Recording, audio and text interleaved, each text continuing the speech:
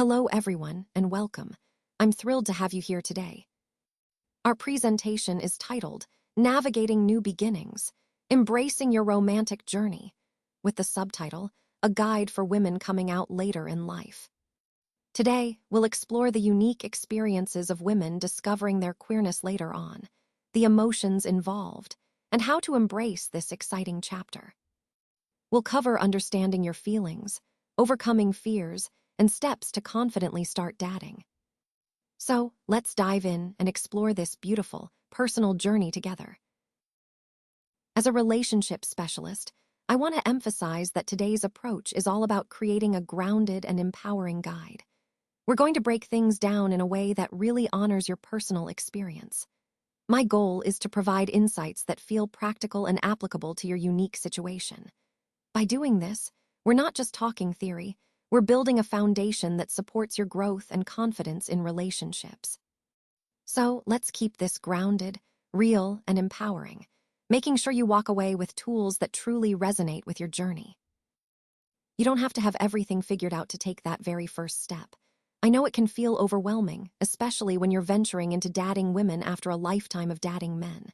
It's like stepping into another world, right? There's no script you grew up with, no clear roadmap telling you exactly what to do or say.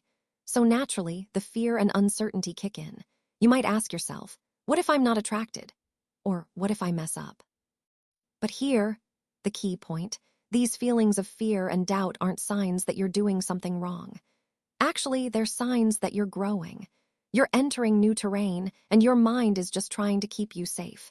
It's a normal part of the process. Embrace it, because it means you're on the right path toward discovering something new about yourself. Attraction to women can look different, build differently, and grow slowly. Give yourself permission to discover, not to perform. This doesn't mean you're not attracted to women. It means you're learning what attraction feels like without pressure. Many women raised in heteronormative environments unconsciously do this. Attraction isn't just biological, it's socialized, shaped by expectation, survival, and belonging. When you start unlearning that, your internal compass can feel wobbly for a while. You said something extremely important. I think I gaslit or train myself to be aesthetically attracted to men. Now, let's talk about the idea that attraction takes time, especially when you've been conditioned to feel a certain way. It's completely normal for this process to feel confusing or slow at first. Our feelings are often shaped by social influences, and unlearning those can be a gradual journey.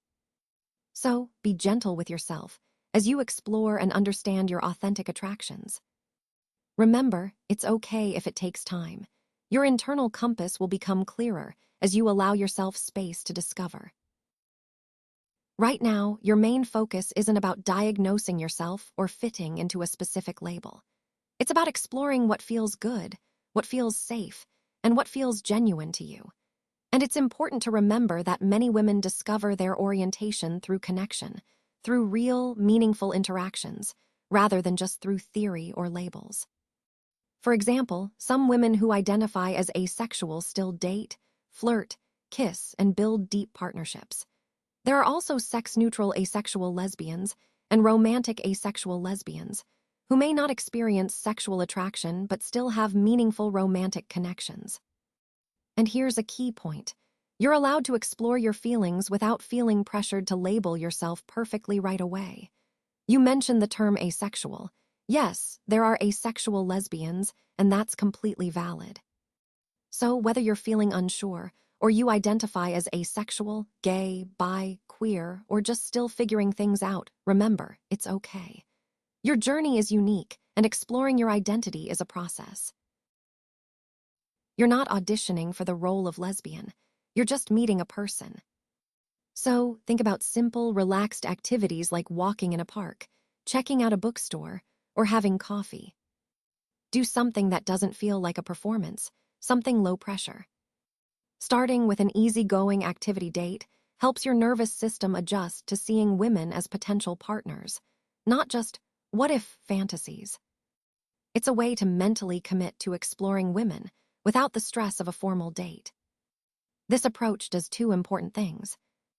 First, it allows you to switch your dating apps to women only for a while, creating a space where you can focus on genuine connections. Second, it encourages you to get involved in activities like coffee meetups, book clubs, art nights, women's circles, queer bars, pride events, or hiking groups. People tend to date more easily when they feel they belong somewhere, when they're part of a community. So, visiting sapphic or queer community spaces is a great way to build that sense of belonging. Instead of treating dating like a test of your orientation, try to build a queer presence in your life. And remember, don't force dates. Focus on building comfort first. Creating that comfort makes it easier to develop genuine connections when the time is right. Women come in infinite varieties, and discovering what really resonates with you can be both grounding and exciting. Think about the different types: cozy, kind, nurturing women, or artsy and mysterious types. Maybe you're drawn to outdoorsy adventurers or sarcastic intellectuals. Or perhaps confident studs or soft femmes catch your eye. Ask yourself what types of women feel magnetic to you. Or is it more about emotional chemistry that develops into attraction over time? Do you find yourself aesthetically pulled to certain women? When you look at women, what's the first thing that draws your attention? It's important to reflect on these questions because your attraction is a guide. But to really understand it, you need to learn its language.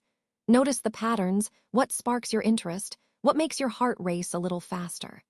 This awareness helps you navigate your preferences more consciously.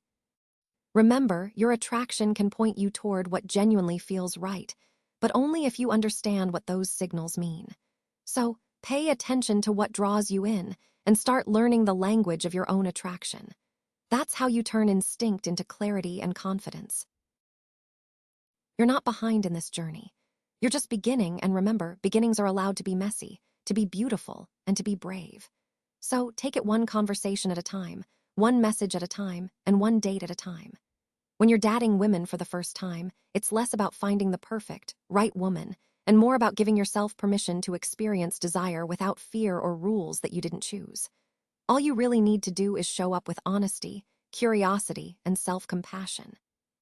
Don't rush to have perfect clarity. Don't rush into labels or deny the confusion you might feel. Don't force attraction or try to prove anything. Because the truth is, you don't need to do any of that. The most important step here is to stop pressuring yourself to be certain. You're not betraying yourself if you don't feel sparks immediately. Attraction can grow slowly, and that's okay. No one knows exactly how they'll feel until they actually go on the date. Dating is a process of figuring things out. It's not a pass or fail exam. And remember, everyone feels that fear.